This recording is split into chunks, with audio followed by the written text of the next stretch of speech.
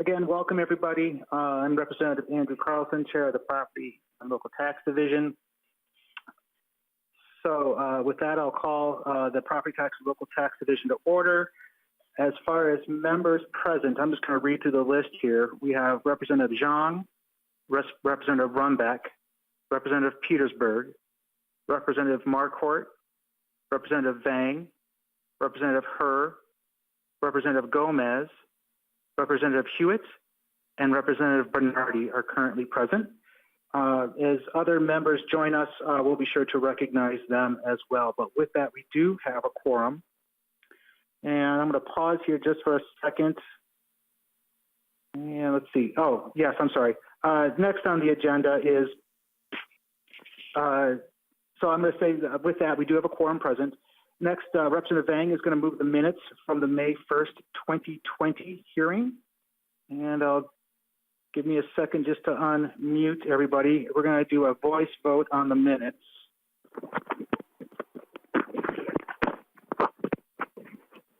Okay.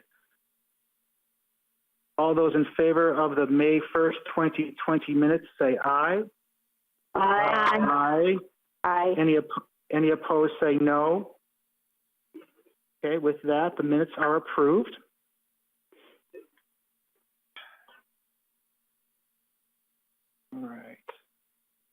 All right, folks. So this is the division report walkthrough, as well as we'll be taking public testimony. To kind of kick things off here, we have House Research to walk us through the bill. And I believe Mr. Swanson is first. So members, we're not moving anything. There's no motions to be taken here. This is simply all for presentation purposes.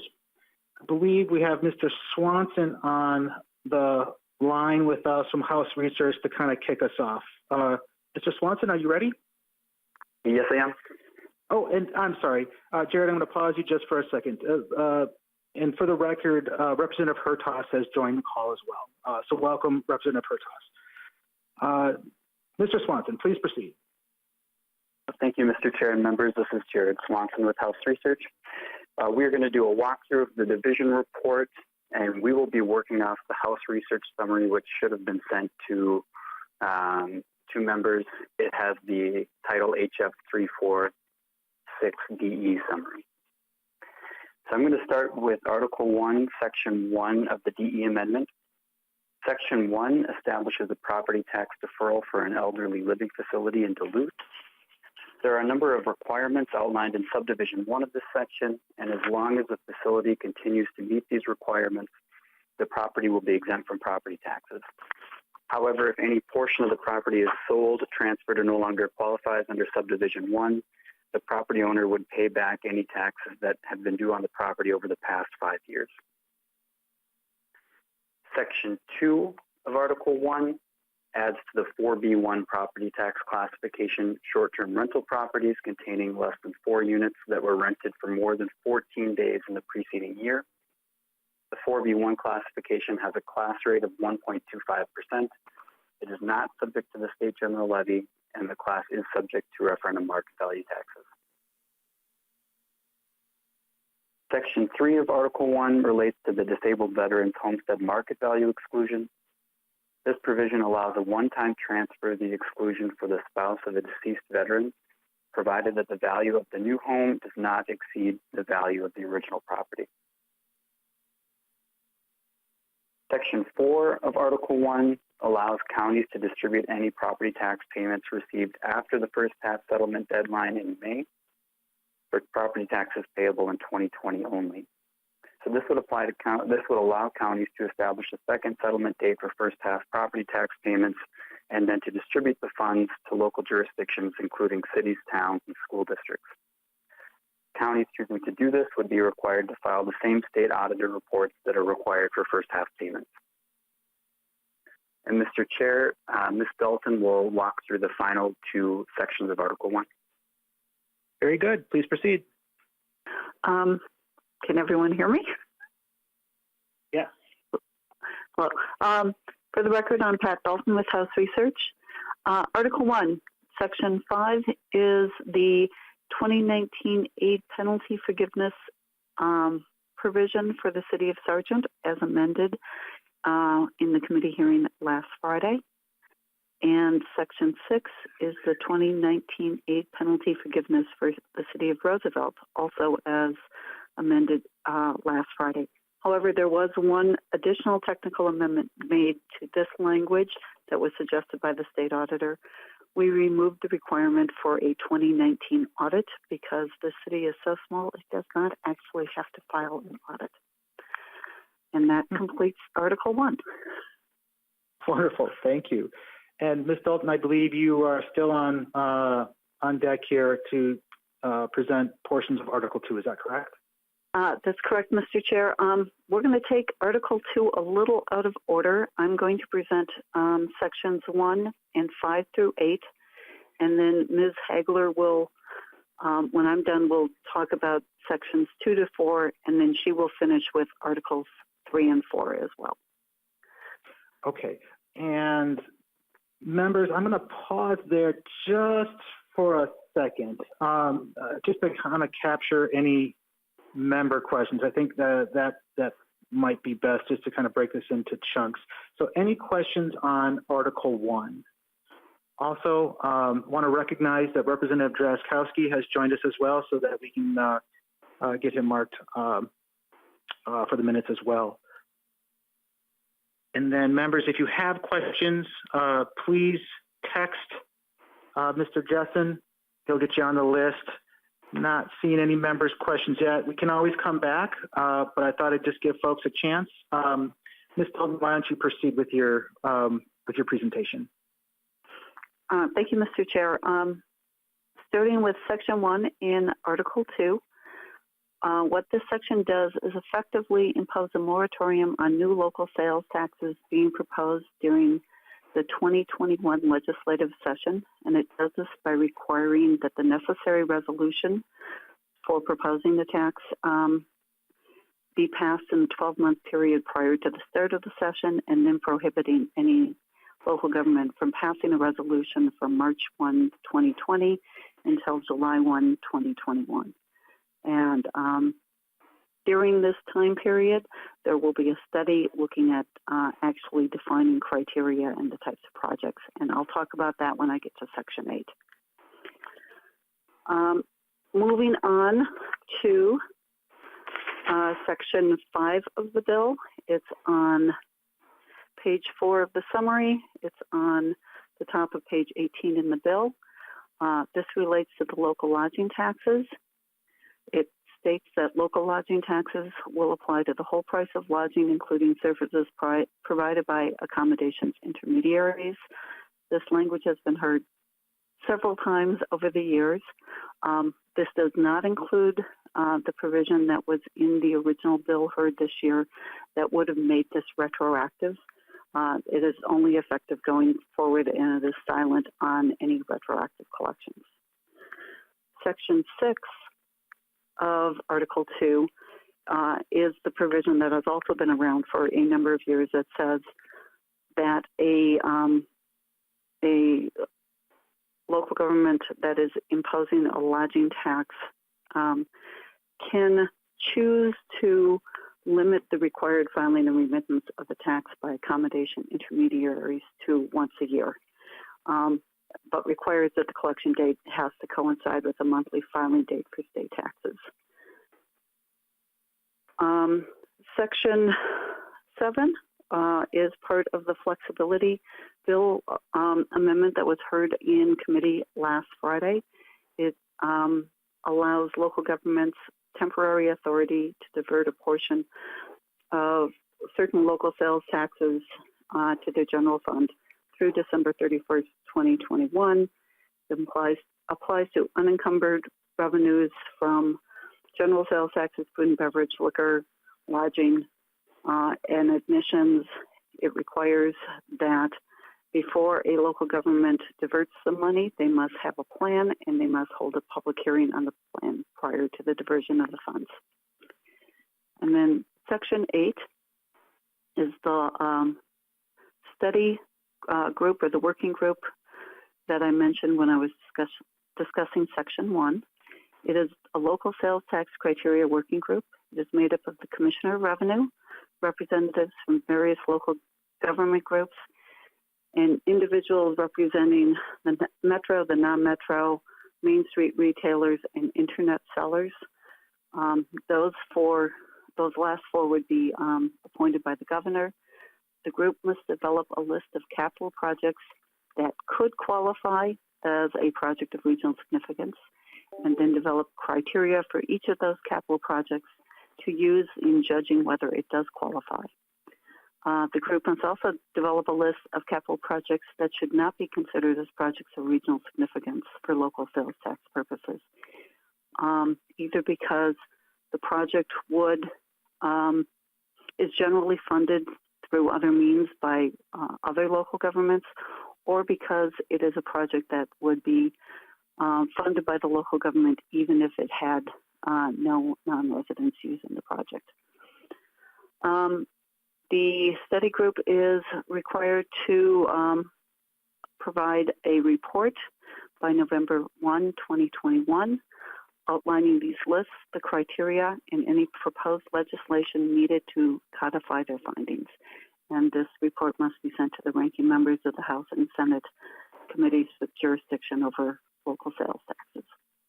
And with that, I will turn it over to Ms. Hagler. Before we get to Ms. Hagler, thank you, Ms. Dalton. I appreciate that. Thank you very much. But I do want to pause for just a moment here and share with members some thoughts on the local option sales tax moratorium, as well as the study group. These issues have been discussed at length, but of course the language here is new. We heard over 20 local sales tax proposals this year, and they were all over the map, literally and figuratively. We're now placed in a position of trying to determine whether certain proposals contain capital projects as well as a regional scope or significance, without the benefit of a set of criteria to follow beyond what the statute says. So any decisions that are made could easily be viewed as subjective. What this language does, it basically hits pause on local sales taxes, and to allow for local governments to come up with a criteria of determining what does qualify as a capital project and what qualifies as having regional significance. Those are terms we used repeatedly when we were hearing these, and it seems like we were always kind of coming up with some a shifting definition. By putting city and county groups in charge of the study, they would have that would set clear criteria to follow when submitting their local option sales tax proposals to the legislature. And since it would be city and county groups that came up with the criteria, they would have some ownership in the decisions being made.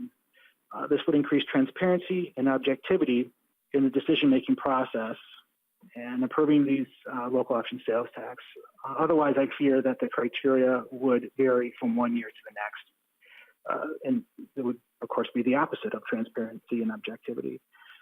In addition, the benefit of hitting pause now with the local option sales tax is that there's other language in the division report that significantly opens up the use of local sales taxes. Without other changes, local option sales tax proposals would be approved by voters and not knowing how those dollars could be used. So they would be going to the polls and vote for an increase in local option sales tax for a specific purpose without any of the revenue going to that specific purpose until 2022. So these are not easy decisions. It's going to be important that we work with cities and counties to figure out what the best solutions are. That's why the working group and the study are being proposed so that we can get their feedback and input on this going forward. So I'm sure there'll be more discussion on this as we continue our conversation here today, but I just wanted to provide some further context for members as we start to get some questions around this. So with that, I will stop. And Ms. Hagler, I believe you're on the phone as well. If you could pick up where we left off on the review of the division report, please. Okay. Oh, I'm sorry, Ms. Hagler, I keep interrupting you. I'm so sorry. We do have some folks that have that would like to ask a question. Let's just take those real quick here before we move on. Ms. Hilgart, I'm so sorry. One moment. Our first question is from Representative Petersburg. Representative Petersburg, if you would please proceed with your question. Thank you, Mr. Chair. And I don't want to take a lot of time because I know we'll have more time to debate this in another couple of days. But it does seem like we've changed the rules on getting local option sales tax approved 1 year and then to the next. And I'm concerned that we have kind of left people in the middle saying before it used to be that they had to have approval first and then come to the state. And then we changed that where they said they'd come to the state first and then get approval. Now we're going back again. And some of these projects have some time crunch to them. And so I just have a little bit of a concern and caution that we're kind of bouncing the ball back and forth. And that creates a lot of apprehension and angst. So food for thought, and we'll have more debate, I think, in another couple of days. Thank you. Yes, thank you, Representative Petersburg. Yeah, your point is well taken. This was not a decision that was taken lightly, and we definitely are sensitive to the needs that are out there. Next on the list, I have Representative Marquardt, or Chair Marquardt. Thank you very much, Mr. Chair. And so, yeah, I mean, this has been a discussion that's probably gone back several years and with a lot of different changes to statutes, but you know, when there's just a couple coming in, it really wasn't even that big of a deal. But the last few years, when we've had 20 to 24 local option sales taxes, it's become kind of a whole new animal, if you will. And, you know, I think when we heard all of them this year, which I think, Mr. Chair, is quite a credit to you to hear all, whatever it was, 24 of those bills, you know, members' questions and concerns and comments really kind of said, we really don't know. You know, it created a lot of problems. So hopefully this group will look at, you know, what is regional? What is truly regional? Is it something that is truly benefiting the region, or are other regional cities just paying for the cost through higher sales tax when they go into that city? And you know, also, you know, so how do you define that? And excuse me, some of the things mentioned too is, you know, funding sources. Is this something that could be funded by another state agency or some other way that the city would have? And, you know, what type of project? I mean, is it going to be buildings, or are streets regional, or sewer and water regional, if it's below ground versus above ground? So I think there's just a lot of things that I think we need really good clarity on. Otherwise, right now, if you were to pick whatever that might be out of the 24, there'd just be a lot of questions too. Why didn't mine make it? Why didn't? I just think we need a lot more clarity, and hopefully this group will do that. And I don't know if it's the charge of the group, but I would like to see the group too kind of look a little bit at probably the biggest question that I have, the most overreaching one, is, you know, how does local government aid, which was supposed to be the great equalizer, how is that now when you've got this local option sales tax coming in that I think somewhat upsets that apple cart? And so I think probably this year the fact is that we have a new law, new criteria in place. It might be a good time to do it, actually, because we really haven't authorized any bills under the new law. So if there's probably a good time to do it, it might be for this. But as Representative Petersburg mentions, I mean, you know, it's nothing's perfect on any of this, and there will be questions. But I do think this is probably a good time to really have groups sit down and really look at this issue overall. So thank you, Mr. Chair. Yes, thank you, Chair Marquardt. So not to belabor the issue, we can always come back to this through further testimony too. We're going to continue for the much anticipated presentation by Ms. Hagler. Ms. Hagler, if you would please proceed with your presentation. Mr. Chair, can you hear me? I can. Okay. Mr. Chair and members, this is Alex Hagler from House Research. So I'm just going to go back to page 3 of the summary and start with Article 2, Section 2. This provision authorizes the transfer of unobligated increment to the municipality's general fund. This portion of the bill was heard on Friday in the committee, and some changes were made to the language between now and then, including some suggestions made by the state auditor's office. For example, the provision now requires that the TIF authority amends its TIF plan in accordance with the spending plan. Also, the provision requires that the authority send the modified TIF plan and the adopted spending plan to the state auditor's office so they can monitor those situations. The language also now includes the requirement that transferred increment be spent by December 31, 2021, or if that's not possible, at least have adopted a plan on how the increment will be spent by that date. And then lastly, the provision now will require that any increment that is improperly received is not eligible for transfer. And the provision still does retain the requirements that the spending plan is approved by the municipality after holding a public hearing. Section 3 of the bill extends the five-year pooling rule to 10 years for redevelopment districts outside of the metro area. This was the bill that was also heard last Friday. And then Section 4 was added also at the suggestion of the state auditor so that the 6-year rule requiring that increment be spent on activities to decertify the district. Typically that would start in the 6th year of a district. However, if the 5-year pooling rule is being extended this year, this rule must also be extended for those redevelopment districts. So it'll be from 6 years to 11 years.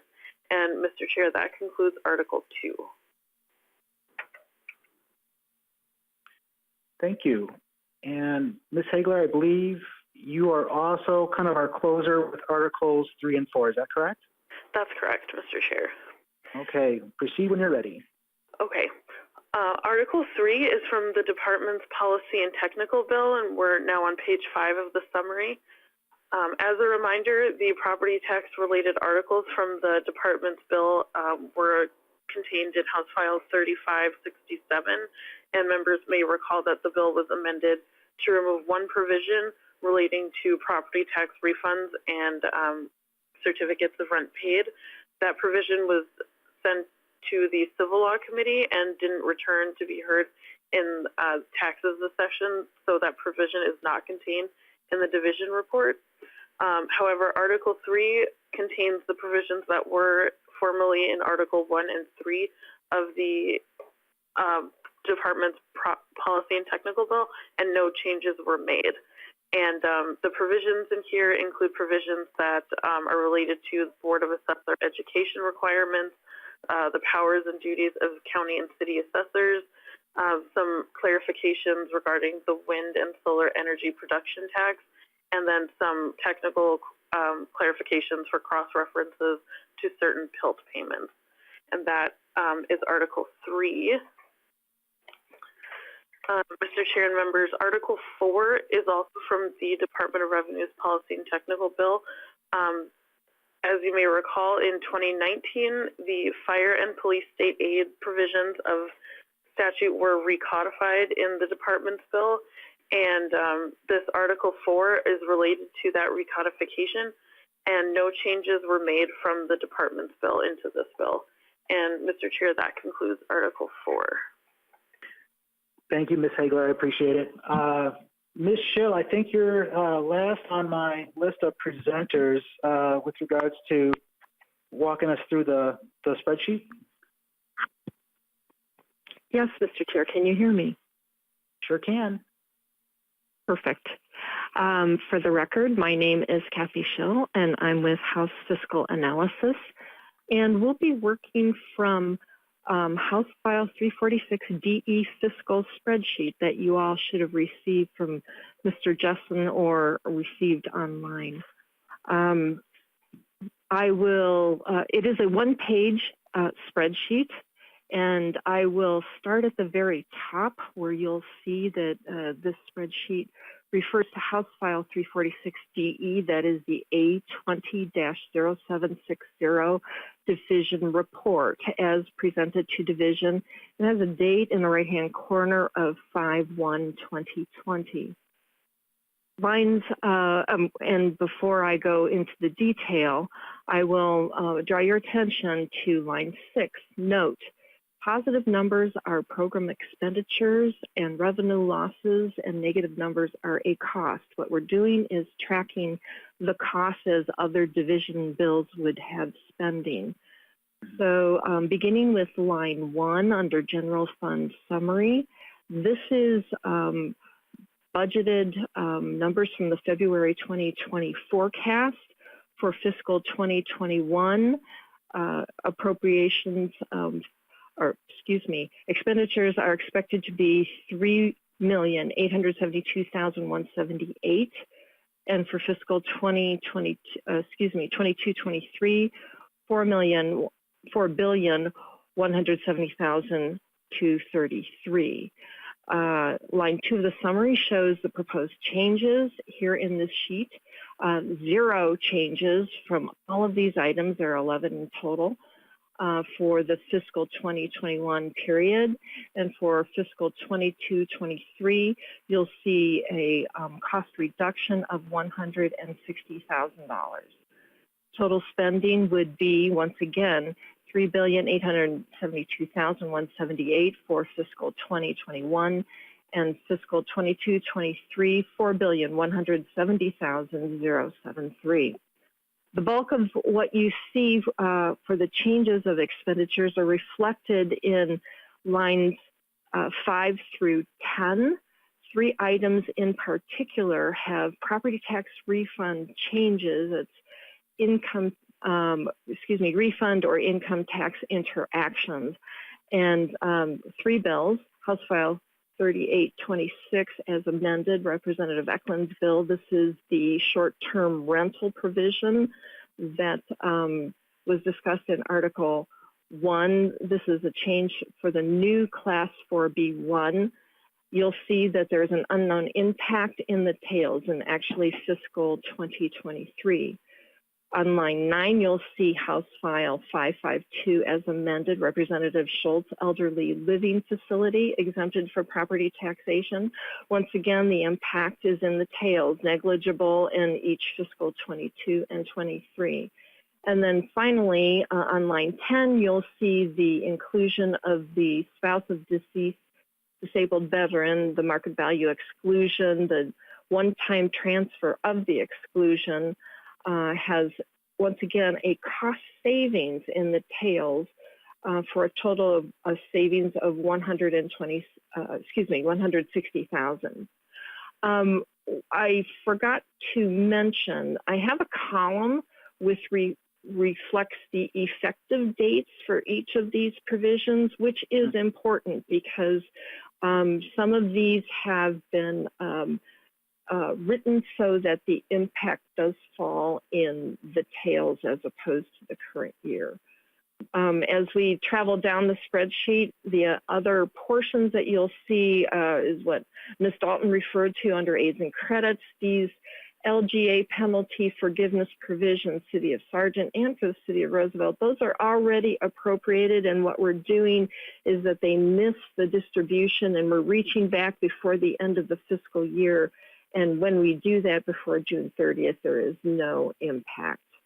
And then finally, you have a summary of items on lines 24 through 35, which have no state impact. And Mr. Chair, that concludes the summary of the spreadsheet. Well, thank you, Ms. Schill. That was very succinct. Thank you for your presentation. Members, any questions for staff on the bill before us? I'm going to pause there for just a second. If you want to text Mr. Jessen with any, get in the queue for that. Just a little housekeeping as we move forward. That was the last for the presentation of the bill. We're now going to get into public testimony, and we will be pausing at the end of each presenter. Hopefully each presenter can keep their comments brief to allow for chance for member questions. But we'll be taking questions after each testifier so that we still have that person on the line, and it makes for easy how we have to mute and unmute people. So I'm not seeing any questions on the presentation so far, so we're going to keep going here. First for my testifiers is Mr. Matt Hilgart. Is Matt on the line? Hi, Mr. Chair. Can you hear me? Sure can. How's it going? Good, thanks. I'm glad this is working out. Yeah. All right, yeah. well, thank you. Thank you for joining us. If you can introduce yourself and proceed with your testimony. Sounds good. Thank you so much. My name is Matt Hilgart, and I work for the Association of Minnesota Counties, and AMC represents all of Minnesota's 87 counties. If you don't mind, I'll just speak to one specific item in tonight's bill, and then be on hand if members have any questions on how some of these provisions might impact counties later on. The issue that I wanted to speak to tonight is in support of a provision in Article 1, Section 4, and that is the additional property tax settlement. As Mr. Swanson stated, this provision would allow counties to make an additional settlement outside their current property tax settlement structure. And why, just to provide members a little context on why this is important, is that right now you have approximately 24 plus counties who have acted on providing property tax relief at a local level. And one of the concerns that counties have, as well as other local taxing jurisdictions, is what happens if there's a delay in property tax penalties. What would the utilization of this delay be by property taxpayers, and how would that affect local cash flows? Right now, counties have an extremely tailored timeline on when they can provide tax settlement distributions to other local districts. So the county collects the taxes, and then they send those taxes out within a certain time frame to townships, school districts, cities, etc. The concern, of course, comes into effect if a county pushes back that delay or that penalty to a certain point that falls outside those settlement process, which would mean that instead of a township or city getting their portion of the property tax settlement in June or July, they might have to wait till the next settlement process, which would be November. So you can see how that would be extremely, rather than just a 2-month disruption to cash flow, you'd be looking at half a year or more.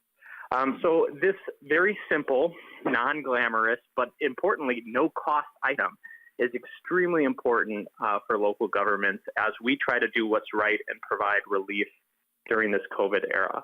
And with that, Mr. Chair, I will just stay on the line if there's any questions, and I'll stay on for the entire conversation just in case on some of these other provisions folks have questions or concerns on how it impacts counties, if that's okay with you. Perfect. Thank you, Mr. Hilgart. I do appreciate it. Members, please indicate if you have a question for Mr. Hilgart with regards to his testimony. I'll give you guys a minute if you do.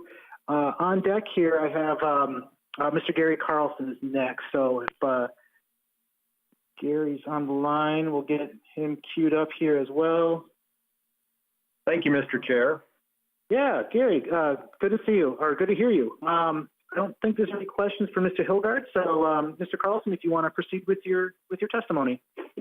Well, thank you, Mr. Chair. This is Gary Carlson. I'm with the League of Minnesota Cities, and I'd like to thank you for the opportunity to testify on the delete all amendment to House File 346. I'm not going to speak about the revenue flexibility provisions that are contained in the bill that were outlined in Article 2, Section 2 and Article 2, Section 7, because we've submitted a letter jointly between the League of Minnesota Cities, Metro Cities, and the Municipal Legislative Commission indicating our support for those changes. So we appreciate working with the state auditor to clarify and make those work better. So thank you for that. I would like to speak on a few other sections in the delete all amendment. As Mr. Hilgart just indicated, Article 1, Section 4 that allows an extra payment from the counties to local units of government is going to be increasingly important. We know that not only are 24 counties considering or have decided to waive penalties, we do believe that because of the unique economic circumstances, we're going to see a greater share of taxpayers just unable to make their payments on time, regardless of whether their counties are enacting a waiver of the penalties. So we think this is an important way to make sure cities' cash flow can be maintained and they can make their commitments for salary and bond payments that do come up in August. I'd like to thank you for including the Sargent and Roosevelt provisions in the bill. Although we don't have a specific position on those, we do work closely with the Office of the State Auditor to make sure all cities comply with their reporting requirements. And I think in some years we've had many more than 2 cities that have been unable to comply, but we do appreciate you making those adjustments and allowing their aids to be paid. Then in Article 2, Sections 3 and 4, this is the base bill that Representative Petersburg authored on the extension of the 5-year rule for redevelopment TIF districts in greater Minnesota. We don't have a specific position at the League on that. However, in 2009, we did testify in support of a 5 to 10-year extension for redevelopment and renewal and renovation districts that was put in place because of the impact of the Great Recession. And then again, I think it was in 2014, we also supported an extension of the 5-year rule to 8 years for redevelopment districts. And those last 2 provisions applied across the state. I know that 2 cities have submitted 5-year rule extensions from the metro area that would not be impacted by Article 2, Sections 3 and 4. That would be Ramsey and Maple Plain. And I suspect that you'll probably next session get a lot of additional legislative requests to extend the 5-year rule due to the extenuating circumstances and the slowdown of the economy. So you might want to consider either this year or next year just doing a blanket extension like you did in 2009 and in 2014. Then on Article 2, Sections 5 and 6, the League supports the clarification of the lodging taxes collected directly by local units of government to have that tax apply to the entire consideration that includes the online intermediaries. And I know, Mr. Chair, this is your original bill. The League does have a position supporting this clarification to make the application of local lodging taxes identical to the way the state sales tax applies and the lodging taxes that are collected by the state for cities like Minneapolis and St. Paul. And then finally, Mr. Chair, I'd just like to express a couple of concerns with the moratorium on the local sales taxes. Although we don't lobby on specific local sales taxes, I have heard from many of the cities that did have those requests. They are a bit frustrated. You've seen a couple of letters come in and a few other emails indicating the frustration that their proposals, although following the existing rules, no longer will be considered this session. So I just want to echo that. But I would like to say that the League is willing to work and participate in the work group that is created under Article 2, Section 8. In fact, I've already had a couple of city officials who read through the bill and have said they would volunteer to participate.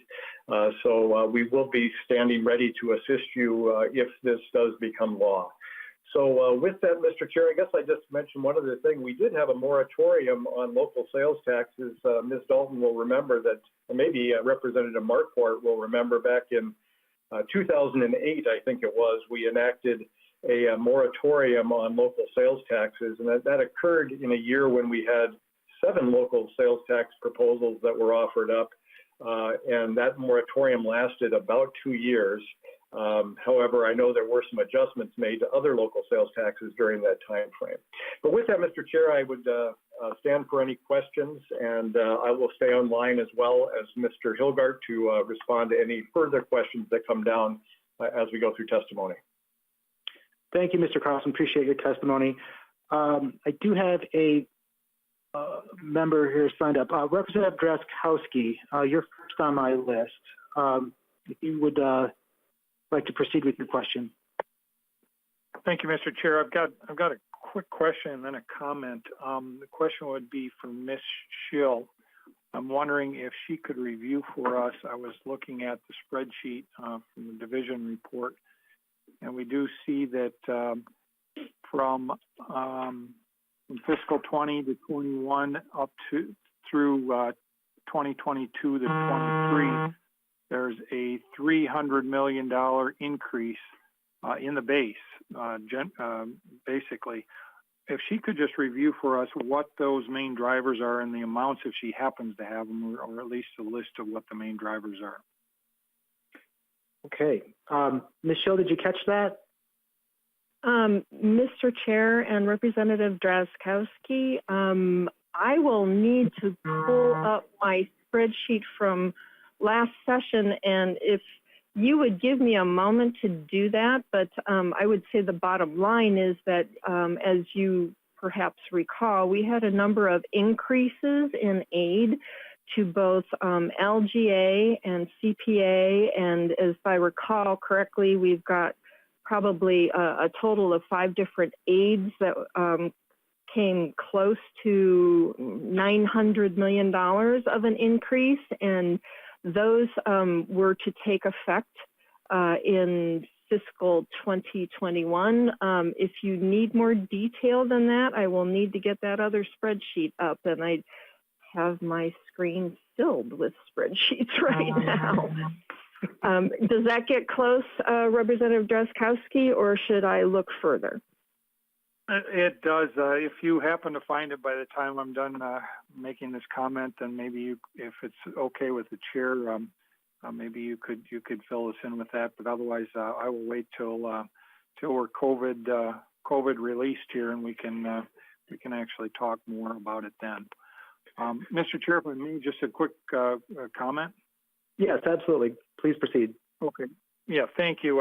I think it's as Chair Marquardt pointed out. I think if you're going to switch back on the local option sales tax, which I do agree with, and I think maybe switching it the other way last year was a mistake. But if you're going to do that, and then we're going to defer the decision essentially to a working group of largely the individuals who want to increase local option sales tax or propose new ones in their communities. I think we're going to get more than we have now. And foxes guarding the hen house kind of crosses my mind. So I just saw that and I just kind of went, holy cow. I don't know that. I wonder if there's a different way to do that and actually, bring it back directly to us instead of these groups who are we're going to be asking for more. My experience has been each one of these will be bringing up more of them. So that was my comment. Well, thank you, Representative Drazkowski, and I think just to that point, you wouldn't be changing the need for municipalities to still submit an application, and before they would go to a referendum, they would still have to get the legislative approval first. But the hope is that by having some buy-in from the immediate stakeholders in defining what the criteria is, my hope is that they would certainly self-select that if they don't meet that base level criteria based on the merits, that they would opt for some other viable funding source. So I'm actually hopeful for the opposite, that through by providing greater clarity in terms of what the expectation is, we actually would receive less applications. But that's why I don't gamble, I guess. All right. Seeing no other member questions, let me just get back to my list here. I was flipping through spreadsheets too while we were having that discussion. Next on my list, I have Mr. Bradley Peterson. Is Mr. Peterson on the line? Yes, Mr. Chair. Can you hear me? Yeah, welcome. If you could please introduce yourself and proceed with your testimony. Thank you. Very good. Again, Mr. Chair and members, my name is Bradley Peterson, here today on behalf of the Coalition of Greater Minnesota Cities. I want to thank you for the opportunity to testify remotely on the division report. And we recognize that there's nothing about our current circumstances here that makes any of this work or the decisions that you have to make easy. I first want to offer our voice of support to the revenue flexibility provisions contained in Article 2, Section 2 and 7, respectively, related to the TIF and special tax proceeds. We appreciate that flexibility. And then we also want to lend our voice of support to the extension of the cooling rule from 5 years to 10 for redevelopment districts in Greater Minnesota. We appreciate that as well. About some of the concerns that we have related to how local option sales taxes are being handled, and I think some of what's being proposed here with the sales tax working group, acknowledging, Representative Marquardt's and Representative Carlson's concerns about, how these have maybe been done in the past, and what are the standards, and how can you make decisions that are transparent and fair. I think first off, though, we do find the wholesale moratorium on bringing sales tax resolutions to the legislature until July 2021 pretty problematic. I do know that, as you've heard from a number of cities and counties already, and the cities that brought sales taxes to the legislature this year did so after a significant legislative change to the process and substance last year. And so they were surprised by the scope of those changes, but they did everything that they could to fit their local needs into this new process. And so I think it's very problematic that these cities that felt like they were playing by the rules, brought their proposals in good faith, now won't have an opportunity to work on them or advance them for a couple of years, as it is. I think the fact that the rules changed as dramatically as they did last year, and we now appear to be set up for a pretty significant for those cities is pretty whiplash-inducing. And so, Mr. Chair and members, as we move here, I do hope that we can have further discussion about how we can accommodate and evaluate those cities that brought their sales taxes this year under the rules passed last year by the legislature, that if we can make some space either in the discussion still this year, in a special session that will probably be to come, or even during the 2021 session, I think that would be extremely helpful and fair, and we would appreciate that opportunity for those cities. Secondly, to the issue of the sales tax working group, we certainly welcome the opportunity to serve on a work group and appreciate the inclusion of CGMC in this effort. We do have a couple of concerns, though, about kind of the charge and timeline for the group as it's proposed here in the legislation. Understanding that what you're trying to get at is greater transparency, clarity, surety for these decision-making processes. I'm afraid that some of the language in the charge to the work group will create an unworkable, narrow, and inflexible structure that will exclude meritorious and important projects, and that will probably sooner rather than later force the legislature into writing a lot of notwithstanding clauses into proposed sales tax bills.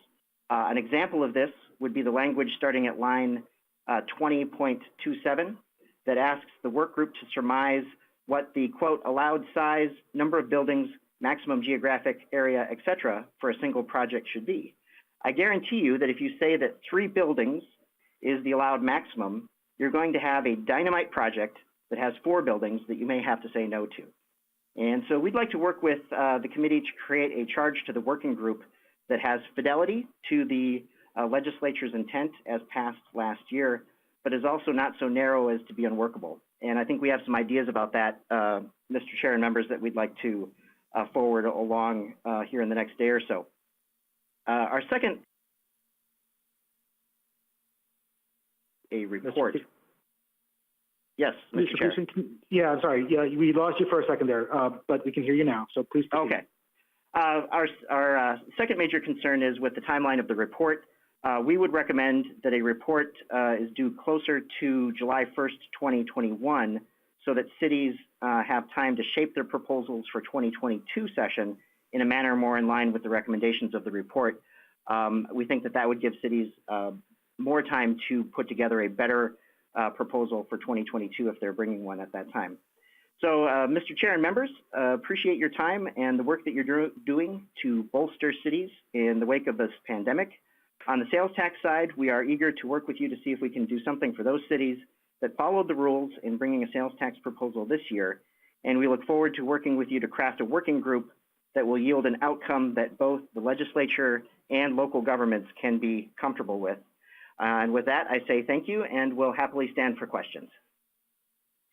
Thank you, Mr. Peterson, and of course, we absolutely look forward to working with you as well. Members, any questions, please text Mr. Justin. He'll get you on the list. I'm not seeing any questions currently. I'll give folks just a second. But yes, Mr. Peterson, if you could please stay on the line in case we do have some member questions for you, that would be appreciated. We'll keep going then. Next on my list of testifiers is Mr. Joel Carlson. Joel, are you on the line? Good evening, Mr. Chair. Good evening. Joel, if you want to introduce yourself and proceed with your testimony, please. Thank you, Mr. Chair and members. My name is Joel Carlson. I own a legal research and government affairs business here in St. Paul, and I'm here speaking to you on behalf of Travel Tech, which is an association of travel agents and both online and hardline travel agencies. I do a lot of work in the tourism industry, and there are a number of people that are affected by this change. This issue is certainly not a new one. It's not the Keep Joel Carlson Fully Employed bill, but it has been around since 2009 when it was first introduced into the legislature.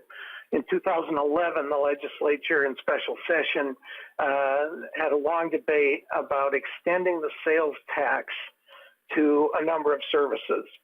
And while very few of them were actually adopted in 2011, my clients were one of the unfortunate ones, and we became, for the first time, subject to state sales tax for the service that travel agents provide when arranging lodging. And I miss my brethren, Gary Carlson, dearly, but I have to disagree with him. This is not just an issue about online travel companies. I provided in a memo the definition of what an accommodation intermediary is for the committee so that you know this is any person or entity that arranges for lodging. And that includes convention and booking groups, tour groups, realtors, vacation home rentals like Airbnb and VRBO.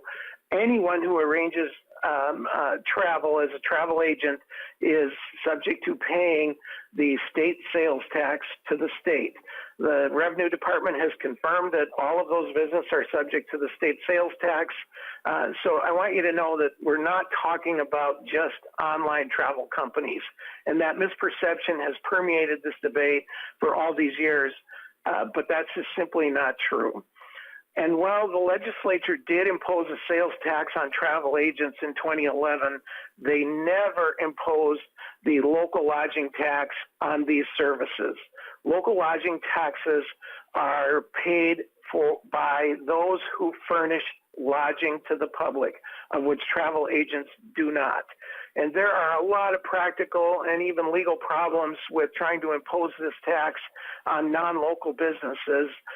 The way this has been set up, it basically allows the municipality to pick which taxpayers they want to choose by sending them a notice that their taxes due, and they can ignore a whole segment of property or of local lodging tax payers and only focus on one or two, and that's just an unequal application, and we think that's unfair. You know, the other thing that is important to remember is that travel agents provide, and those that arrange accommodations provide an important service to the tourism industry. And in many instances, that service is free for the lodging establishment. They don't pay to be on that website. They don't pay for the service to get their property marketed out there. And imposing a new tax on the travel industry, which has been as impacted as any industry in the country over the COVID-19 outbreak, we think is just unfair and unwarranted at this time. Every dime of lodging tax is paid. There is no avoidance of the tax, and travel agents pay their sales tax to the state for the service that they provide. Thank you, Mr. Chair, members. I will be happy to answer questions, and I appreciate all that you and everyone is doing during this very difficult time. Thank you, Mr. Carlson. Members, any questions? Please, once again, send a text to Mr. Jessen. Ms. Dalton, while we're kind of waiting for perhaps some member questions here, I have a quick question for Ms. Dalton. And I think Mr. Carlson said this as well. Aren't online intermediary companies already collecting state and local taxes under the current law? Mr. Chair, members of the committee, that is correct. They are collecting all local general sales taxes, and they are collecting lodging taxes for 4 local governments where the state is actually doing the lodging tax collection on behalf of those local governments. Okay. It's not quite, I beg to disagree with Mr. Carlson on the impact on travel agents. Maybe the way that to think about this is lodging taxes are paid by the customer of the lodging, and the tax should be on the full price of the lodging that customer pays, and that is why accommodations intermediaries are. That's the policy behind this provision. It's basically saying if you go directly to the lodging and pay a price, or you go through a lodging intermediary and pay a price, the lodging tax paid by the customer should be the same rate based on how much they are paying. Thank you, Ms. Dalton. Okay. Mr. Chairman, one of the problems of having to work remotely like this is that we are precluded from having a full and robust debate about some of these issues. But just so you know, I do disagree with Ms. Dalton and her assessment of the tax situation. I also disagree that that all travel intermediaries are paying, even in those 4 cities. There are very few travel intermediaries that are even registered with the state as taxpayers. So we don't need to go down that path remotely, but I just want you to know that I do disagree with that. Okay, thank you, Mr. Carlson. We are going to move on to our next testifier. I have Mr. Paul Egger next on the list. Paul, are you on the line? I am, Mr. Chair. Well, hello, welcome. If you could please introduce yourself and proceed with your testimony. Mr. Chair, members of the committee, my name is Paul Egger, and I am Vice President of Governmental Affairs for the Minnesota Realtors Association. Thank you for the opportunity to offer some brief testimony on a couple of items that are in the division report. Mr. Chair, I want to thank you for including language in Article 1, Section 2 of the division report addressing the classification of properties where short-term rental has occurred.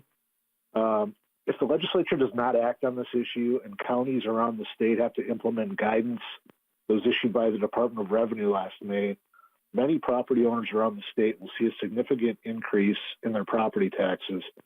And there will be a county-by-county patchwork of methods for determining primary use for those properties that have been rented on a short-term basis. Also, Mr. Chair, I want to thank you for modifying the effective date that was before this committee earlier in House File 3826, which was an issue that was identified both by Representative Eklund and a variety of stakeholders as being problematic. However, Mr. Chair, we also have concerns about other aspects of this provision.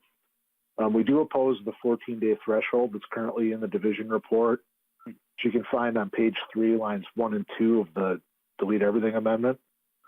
We think that threshold is too low and will result in a lot of properties being reclassified to 4B, even though the primary use of the property is residential, homestead, or seasonal recreational. Property owners should not have their homes or cabins classified as short-term rental based on 2 weeks of use for that property during the calendar year. We ask that you amend the 14-day threshold to at least 30 days. We're also concerned that the bill applies to homestead property, where the property is the owner's residence, and they offer a room or the entire property for rent on a short-term basis during the year. We do not think any homestead property that is the owner's primary residence should be subject to reclassification. The Department of Revenue's May 2019 guidance to all county assessors states, quote, do not change the classification of homestead property if short-term rental occurs and the property remains the owner's / relative's primary place of residence. We would respectfully ask that you amend the division report moving forward to incorporate that standard for homestead property.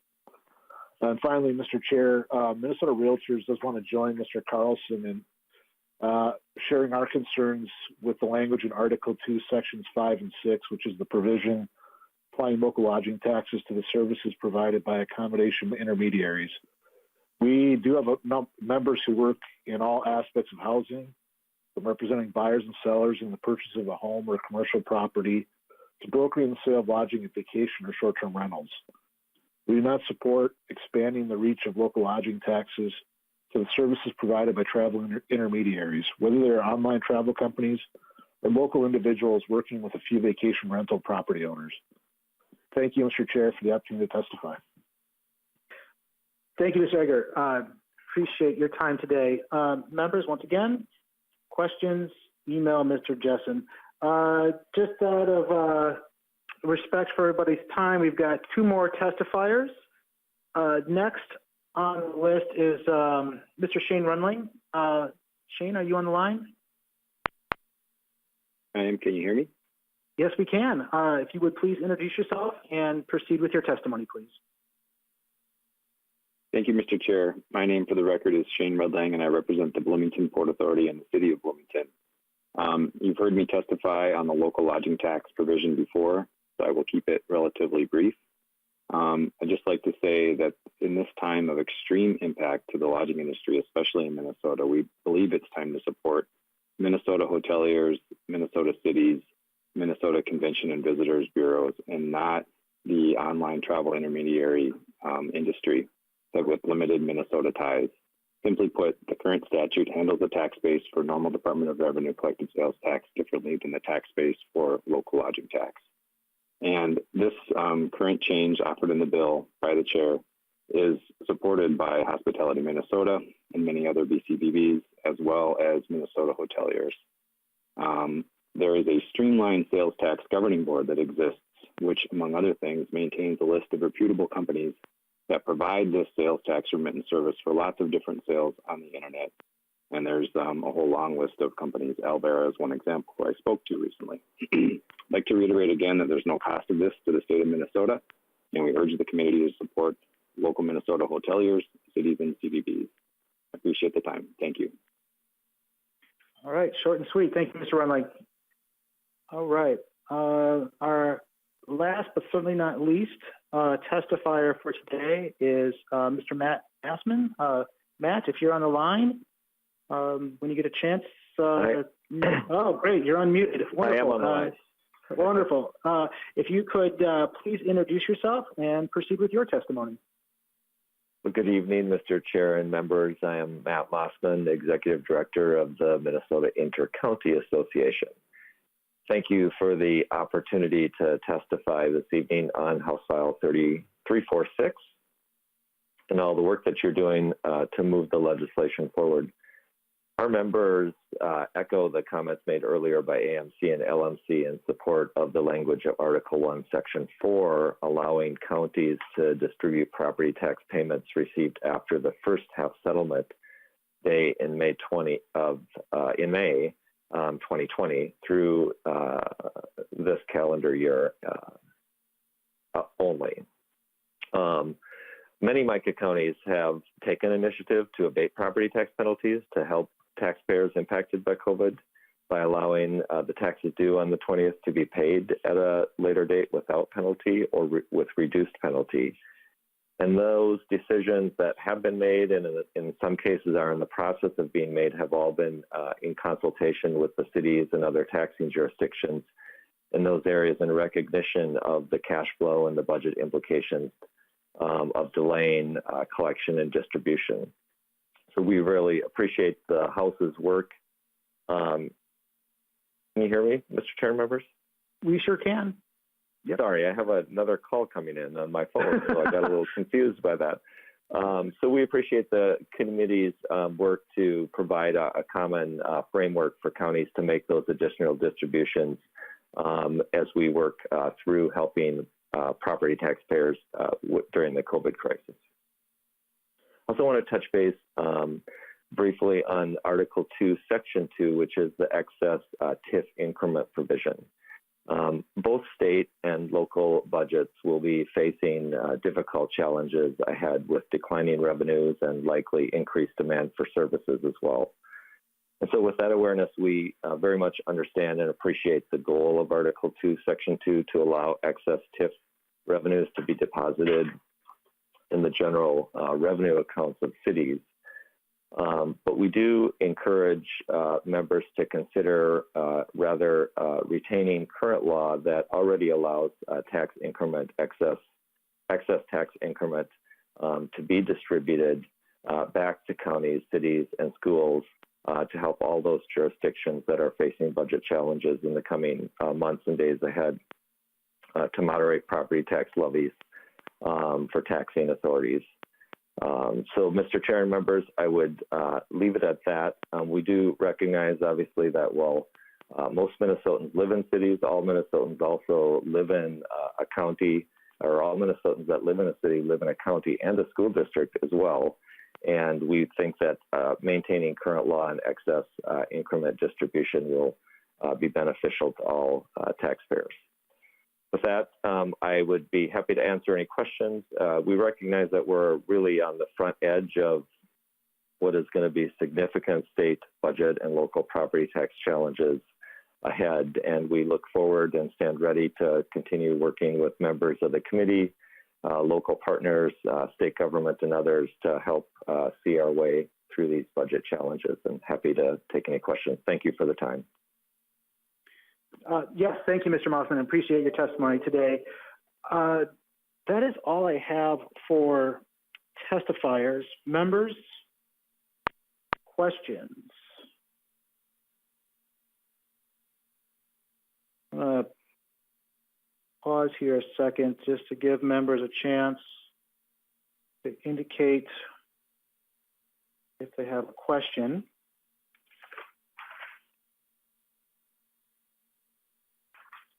Okay.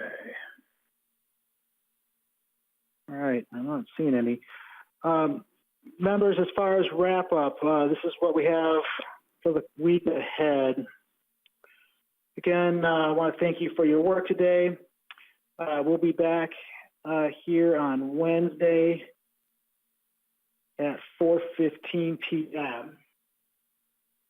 Okay, and I've just been notified that Representative Hertas has a question.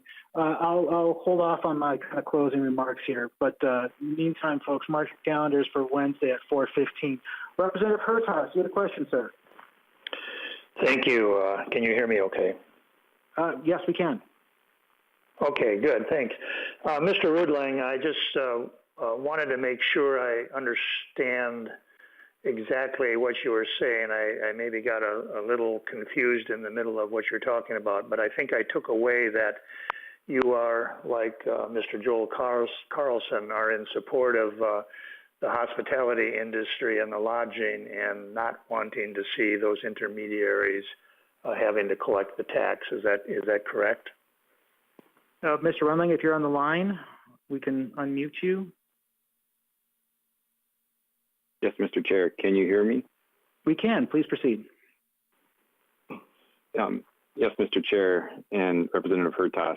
To be clear, the City of Bloomington supports the changes in the bill as presented today. We are in support of the hospitality industry, the local hotels, and we are in support of the local lodging tax being collected on the full compensation paid by people booking hotel rooms and such. And so if you book a $100 hotel room on Marriott.com, or if you book it on Expedia, you should pay the same local lodging tax. It shouldn't matter how you book your hotel room. You should always pay the same amount of tax. Equalize the tax base no matter how you book the room. That's our main message, which helps out the local Minnesota hospitality industry, cities, and convention and visitors bureaus. Okay, thank you. Yes, thank you, and thank you for that clarification, because when you sounded like you were in support of the hospitality industry, I know that with travel being severely restricted, the mega mall, certainly loss of customers in your home city as well, and I know that a number of people, whenever you travel around the country, it's kind of a landmark. They refer to, oh yeah, Minnesota, where the mega mall is, and people, will take weekend junkets to fly to Minneapolis just to visit the mega mall and do their shopping. So as we come out of this COVID-19 and the retail crisis that is occurring, while others are able to take advantage of it, such as the big box stores and the online ordering, such as Prime and Amazon and whatever, we need to get these retail industries back to full capacity again. And we're reading in the paper daily those who are filing for bankruptcy, those who are next to be out of business. And if we don't do something to support our retail local businesses, you won't have them anymore. And worse, as Mr. Egger probably would back me up, you'll have a high degree of vacancies in commercial real estate, which will drive their values down.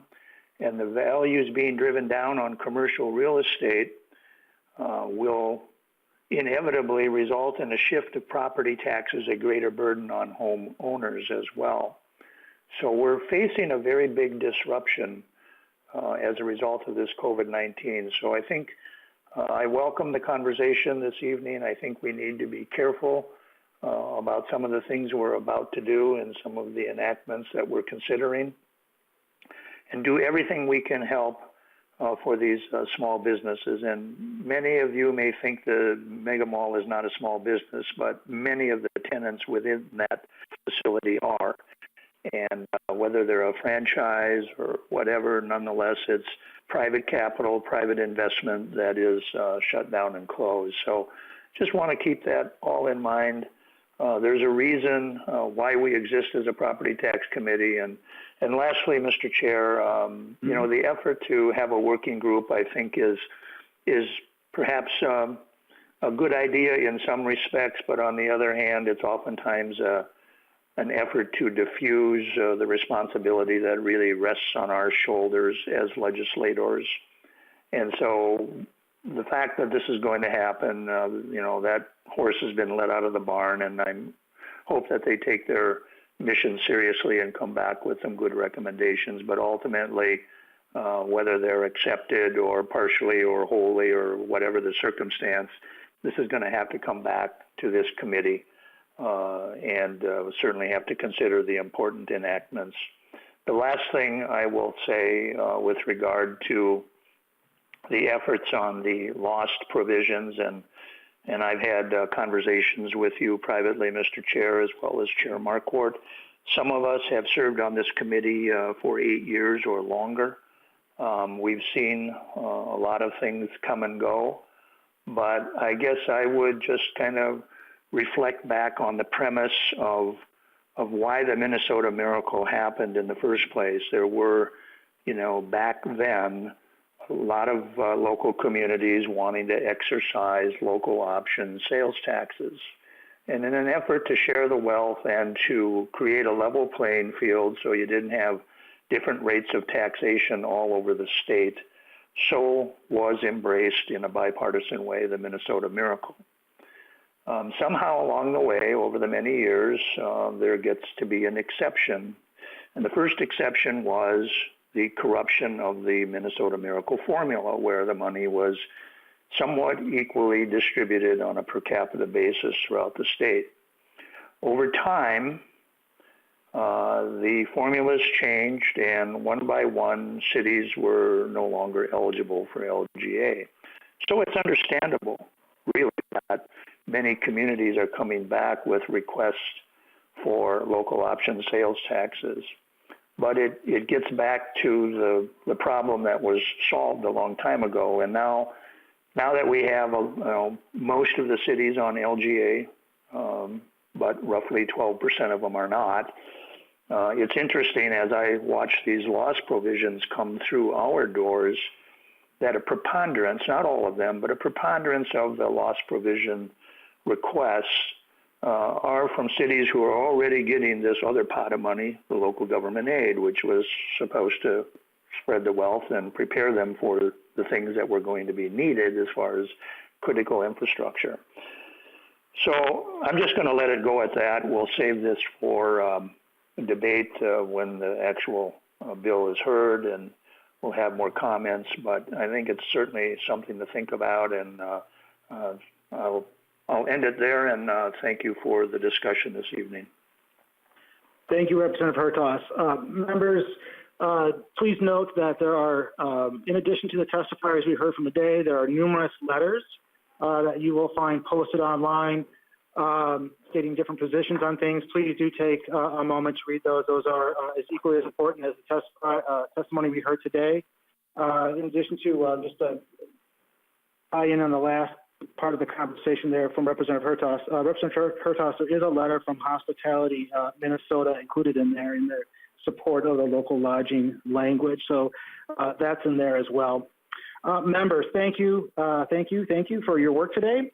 Again, we'll be back at this on Wednesday at 4:15 p.m., so keep an eye on your email. That's going to be a chance for some more discussion and mark up the bill.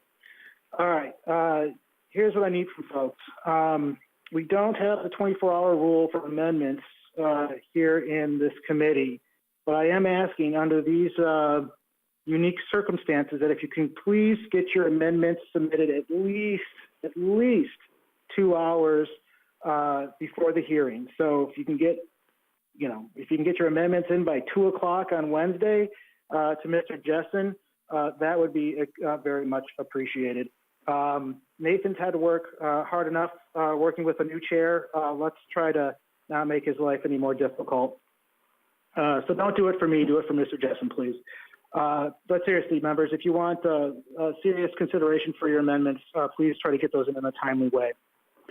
So that's my appeal to your sensibilities on that. Let's see, what else do I need to report out to you guys? And again, I will be following that same protocols with an author's amendments submitted in advance and get that posted in a timely way as well. Members, again, thank you so much. Do look forward to hearing all of you on Wednesday of this week. And with that, we are adjourned. Thank you.